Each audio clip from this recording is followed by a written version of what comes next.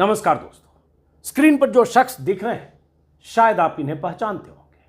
दोनों हाथों में तलवार है और हाव भाव और हुलिये से यह शख्स कहीं से पत्रकार तो नहीं लगते, लेकिन एक चैनल के मालिक हैं। इनके पहले कुछ तस्वीरें दिखाता हूं, फिर आपको बताऊंगा कि आज इन पर यह वीडियो बना क्यों रहा हूं। ऐसा क्या हुआ कि आज उस शख्स पर वीडियो बना रहा हूं जो अपने नफरती भाषणों की वजह से, नफरती प्रोग्राम्स की वजह से चर्चित भी है, कुख्यात भी है, विवादों में भी रहता है, लेकिन उसका कुछ बिगड़ता नहीं है। पहले कुछ तस्वीरें। यह शख्स हथियार के साथ, ऑटोमेटिक राइफल के साथ, देखने में आप समझ सकते हैं ऐसा पत्रकार भारत के इतिहास में पहले कोई हुआ है कि नहीं, लेकिन यह तो संपादक है एक चैनल का। नाम आप जानते होंगे, इसलिए अभी नाम नहीं ले रहा हूं, आगे बताऊंगा, तब तक अंदाजा लगाइए। यही सज्जन है। अक्सर इनके भाषणों के टुकड़े, इनके चैनल पर जो इनके शोज होते हैं उसके टुकड़े जिसमें नफरत भरी हुई होती है, मुसलमानों को टारगेट करने के लिए बनाया जाता है, देश के कायदे कानून को चुनौती देते हुए संविधान के खिलाफ इनके कई बार कार्यक्रम होते हैं। वो सारे कार्यक्रम प्रसारित होते हैं, लेकिन इनके खिलाफ कोई कार्रवाई नहीं होती। लेकिन आज सुप्रीम कोर्ट ने कुछ कहा है, इनके संदर्भ में दिल्ली पुलिस को फटकार लगाई है। क्या कहा सुप्रीम कोर्ट ने, क्यों कहा सुप्रीम कोर्ट ने, क्या मामला है, वो बताऊंगा। उससे पहले मैं चाहता हूं तस्वीर देखिए, आप समझिए कि इस देश में खुद को चैनल का मालिक और संपादक कहने वाला शख्स कैसी तस्वीरों के साथ सोशल मीडिया में छाया रहता है और उसकी वजह क्या है। इसकी वजह इस तस्वीर में छिपी है। तस्वीर में देख रहे होंगे सज्जन तो वही है, साथ में है अमित शाह और यहां है प्रधानमंत्री मोदी। देश के दो सर्वशक्तिशाली प्रधानमंत्री मोदी और अमित शाह के साथ वही शख्स, नाम है इसका सुरेश चौहान के, सुदर्शन टीवी जो नफरती चैनल के नाम से कुख्यात है, उसका मालिक भी है, प्रधान संपादक भी है। ऐसी तस्वीरें अगर सामने हो तो कोई सरकार या कोई सरकारी अधिकारी आखिर कार्रवाई कैसे करेगी। लेकिन आज सुप्रीम कोर्ट ने कुछ कहा है। पहले सुनिए सुप्रीम कोर्ट ने क्या कहा, फिर मैं वो वीडियो दिखाऊंगा जिसकी वजह से सुप्रीम कोर्ट ने सुरेश चौहान के मुद्दे पर दिल्ली पुलिस को फटकार लगाई है। सुप्रीम कोर्ट ने आज कहा, मामला पुराना है, लेकिन सुप्रीम कोर्ट ने कहा एफआईआर दर्ज करने में 5 महीने क्यों लगे। सुप्रीम कोर्ट ने हिंदू युवा वाहिनी कार्यक्रम में हेट स्पीच मामले में दिल्ली पुलिस की देरी पर सवाल उठाया। हिंदू युवा वाहिनी के कार्यक्रम में सुरेश चौहान के ने क्या कहा था जिसकी वजह से दिल्ली पुलिस ने कार्रवाई करने में न सिर्फ देरी की, बल्कि सुप्रीम कोर्ट में हलफनामा दायर करके झूठ कहा कि उस कार्यक्रम में कोई नफरत भरी बातें नहीं कही गई। सुप्रीम कोर्ट ने फिर फटकार लगाई, तब 5 महीने बाद एफआईआर दर्ज हुई। आज सुप्रीम कोर्ट पूछ रहा है दिल्ली पुलिस से कि 5 महीने क्यों लगे। हुआ क्या सुप्रीम कोर्ट में? सुप्रीम कोर्ट में पीठ में सुनवाई हो रही थी, सीजेआई की अध्यक्षता में सुप्रीम कोर्ट की पीठ में, जिसमें तुषार गांधी ने एक अवमानना याचिका दायर की थी, जिसमें आरोप लगाया गया था कि दिल्ली पुलिस ने तहसीन पूनावाला मामले में जारी निर्देशों का उल्लंघन किया है। उसी सुनवाई के दौरान सुप्रीम कोर्ट ने कहा, जो पूछा दिल्ली पुलिस से और जो फटकार लगाई, ये देख रहे हैं आप। दिसंबर 2021 में दिल्ली में सुदर्शन न्यूज टीवी के संपादक के नेतृत्व में आयोजित हिंदू युवा वाहिनी कार्यक्रम में हेट स्पीच के मामले में जांच की देरी पर सवाल उठे। कोर्ट ने कहा कि घटना के 5 महीने बाद एफआईआर दर्ज की गई थी और अभी तक कोई चार्जशीट दाखिल नहीं की गई है। पहले तो एफआईआर 5 महीने बाद और चार्जशीट अभी तक दाखिल नहीं हुई, और एफआईआर हुई थी मई 2021 में एफआईआर हुई। उसके बाद कितने महीने हो गए? जून, जुलाई, अगस्त, सितंबर, अक्टूबर, नवंबर, दिसंबर और जनवरी चल रहा है, मतलब 8 महीने लगभग हो गए, चार्जशीट दाखिल नहीं हुई, क्योंकि उस शख्स का नाम सुरेश चौहान के है और क्योंकि उस शख्स के माथे पर अमित शाह और मोदी की सत्ता का हाथ है, आरएसएस में बैठ है, आरएसएस के जो शीर्ष नेतृत्व में जो लोग हैं उनसे वो करीबी है, और सबसे बड़ी बात, इस दौर में कट्टर हिंदुत्ववादी है। हिंदुत्व का धर्म ध्वजाधारी खुद को कहता है और हिंदू राष्ट्र के लिए संकल्प लेता है और शपथ दिलाता है, इसलिए उसके खिलाफ कोई कार्रवाई नहीं होती। लेकिन सुप्रीम कोर्ट के सीजेआई ने कहा, दिल्ली पुलिस को कहा कि आप जांच के संदर्भ में क्या कर रहे हैं। घटना 19 दिसंबर 2021 को हुई है, एफआईआर 5 महीने बाद 2021 में दर्ज की गई। आपको एफआईआर दर्ज करने के लिए 5 महीने की आवश्यकता क्यों पड़ी? यह सुप्रीम कोर्ट ने फटकार लगाई दिल्ली पुलिस को। वहां अतिरिक्त solicitor general K S. Nataraj Delhi police का प्रतिनिधित्व कर रहे थे। हुआ क्या इसमें?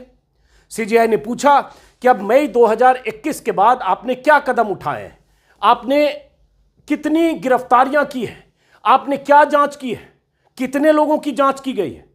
सुप्रीम कोर्ट ने यह भी पूछा। 4 मई के बाद 8 महीने हो गए, वही जो मैंने शुरू में आपको कहा, क्या प्रगति हुई है?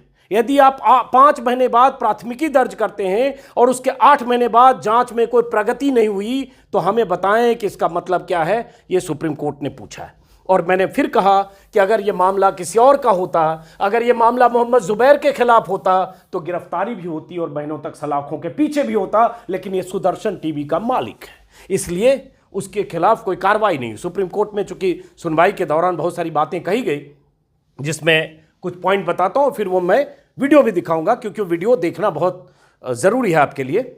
सुप्रीम कोर्ट ने दिल्ली पुलिस के इस रुख पर असंतोष व्यक्त किया कि एक सीनियर अधिकारी से हलफनामा मांगा गया था।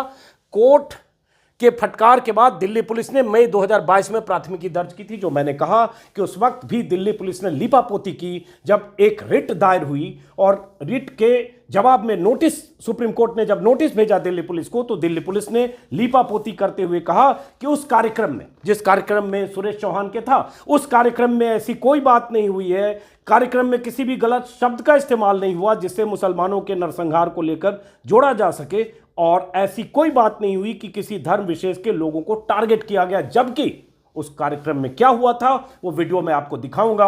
उस वीडियो के आधार पर न सिर्फ उसके खिलाफ एफआईआर होनी चाहिए थी बल्कि गिरफ्तारी होनी चाहिए, लेकिन 1 साल से ज्यादा हो गए। उसके बाद क्या हुआ, वीडियो देखना जरूरी है। सुप्रीम कोर्ट ने सुनवाई के बाद आदेश में कहा, वकील जो याचिकाकर्ता के वकील थे उनकी तरफ से मेंशन करते हुए 19 दिसंबर 2021 को घटना हुई जिसमें हेट स्पीच के गंभीर कृत्य शामिल थे। एफआईआर 4 मई 2021 को की गई। इसके अलावा यह प्रस्तुत किया गया है, एफआईआर दर्ज हुए 8 महीने बीत चुके हैं, जांच में कोई स्पष्ट प्रगति नहीं हुई, गिरफ्तारी नहीं हुई, कोई चार्जशीट दायर नहीं की गई है। एएसजी प्रस्तुत करते हैं कि तहसीन पूनावाला में इस अदालत द्वारा जारी निर्दोषों की अवमानना नहीं है, चूंकि बचाव किया एएसजी ने। और उसके बाद कहा गया है कि इस पूरे मामले में 2 सप्ताह के भीतर जवाब दिया जाए, यह सुप्रीम कोर्ट ने कहा है। सुप्रीम कोर्ट ने जो कहा वो तो आपने देखा, सुना, लेकिन अब आप सुनिए कि यह शख्स जिसका नाम सुरेश चौहान के है, वो शख्स जो एक सुदर्शन टीवी चैनल का मालिक है, क्या उसने कहा था जिसके बाद इतना बवाल हुआ। लेकिन क्या उसने वो पहली बार कहा था? क्या शपथ ली थी उसने? लेकिन क्या शपथ उसने पहली बार ली थी या उसके पहले और उसके बाद, यह भी बताऊंगा। पहले सुनिए जिस पर सुप्रीम कोर्ट ने यह रुख दिखाया, सुनिए और देखिए वो वीडियो जिसमें वो शपथ ले रहा है। हम सब शपथ लेते हैं, वचन लेते हैं, संकल्प लेते हैं, अपने अंतिम प्राण के क्षण तक इस देश को हिंदू राष्ट्र बनाने के लिए, बनाए रखने के लिए, आगे बढ़ाने के लिए लड़ेंगे, मरेंगे, जरूरत पड़ी तो मारेंगे। सुन लिया आपने, दिल्ली में सैकड़ों लोगों की मौजूदगी में डंके की चोट पर सुरेश चौहान की भीड़ से शपथ दिला रहा है कि भारत को हिंदू राष्ट्र बनाने के लिए, बनाए रखने के लिए लड़ेंगे, मरेंगे और जरूरत पड़ी तो मारेंगे।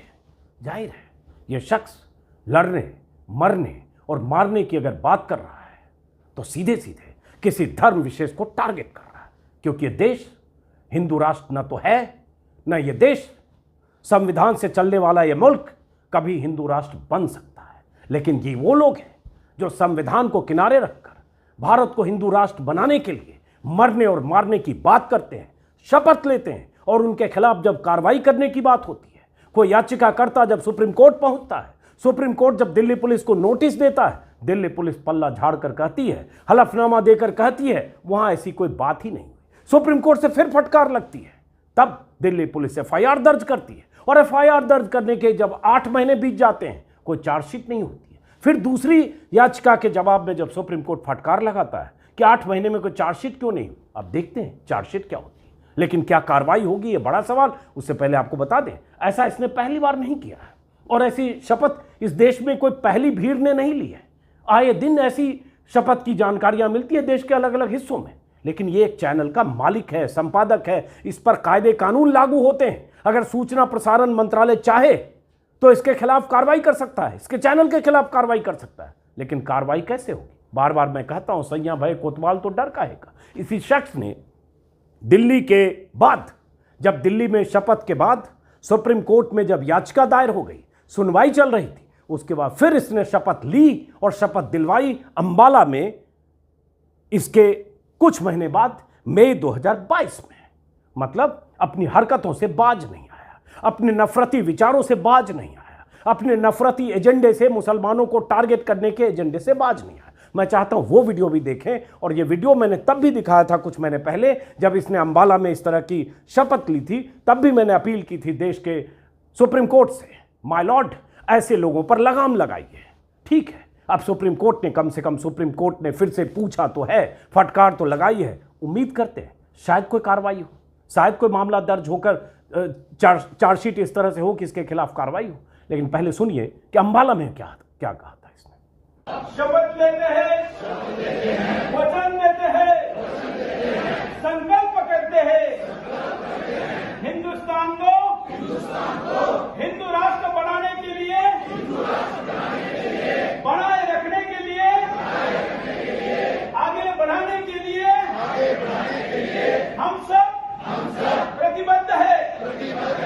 इसके लिए आवश्यकता पड़ी तो हम बलिदान देंगे, आवश्यकता पड़ी तो लेंगे, लेकिन किसी भी कीमत पर हिंदुस्तान को हिंदू राष्ट्र घोषित करेंगे।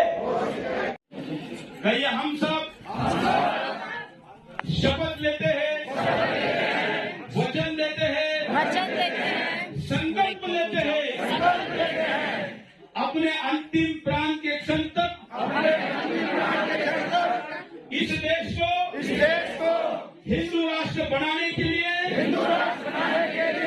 बनाए रखने के लिए, आगे बढ़ाने के लिए लड़ेंगे, मरेंगे, जरूरत पड़ी तो मारेंगे। तो ये दो वीडियो इस बात के सबूत हैं कि ये शख्स भारत को नफरत की आग में झोंकना चाहता है, और इस एजेंडे में इसके साथ बहुत सारे लोग शरीक हैं, जिसमें जो अंबाला का कार्यक्रम हुआ था उसमें बीजेपी के एक विधायक भी थे, हरियाणा से चुने हुए विधायक। तो ये ऐसा नहीं है कि अनायास हो रहा है और चंद लोग हैं, और ऐसा भी नहीं है कि फ्रिंज एलिमेंट है, क्योंकि बीजेपी ने एक आसान तरीका अख्तियार किया। जब नुपुर शर्मा और नवीन जिंदल के मामले में बवाल हुआ उनके बयानों की वजह से, जब भारत सरकार घिरी दुनिया के देशों में, तो कहा गया फ्रिंज एलिमेंट। क्या ये भी फ्रिंज एलिमेंट है? क्या बीजेपी के विधायक हिंदू राष्ट्र बनाने की शपथ लेते हैं, वो भी फ्रिंज एलिमेंट? इसका जवाब शायद मोदी और अमित शाह दे सकते हैं, लेकिन देंगे नहीं। तो फिलहाल उम्मीद करते हैं सुप्रीम कोर्ट से कि सुप्रीम कोर्ट ने अगर कहा कि अब तक चार्जशीट क्यों नहीं हुई, तो उम्मीद करते हैं कि चार्जशीट होगी, और उम्मीद करते हैं कि सुप्रीम कोर्ट की ये तल्खी, उस चार्जशीट को देखने के बाद सुप्रीम कोर्ट की ये तल्खी इनके लिए कम से कम सबक का काम करेगी। फिलहाल इस वीडियो को खत्म करते हैं, फिर मुलाकात होगी किसी और वीडियो में। और अगर आपने मेरे चैनल को सब्सक्राइब नहीं किया तो एक अपील, सब्सक्राइब जरूर करें, ताकि ऐसे नफरती एजेंडे वाले लोगों को मैं एक्सपोज करता रहूं, आपकी आवाज़ बनता रहूं, आपके लिए ज़रूरी मुद्दे इस चैनल के जरिए उठाता रहूं। नमस्कार।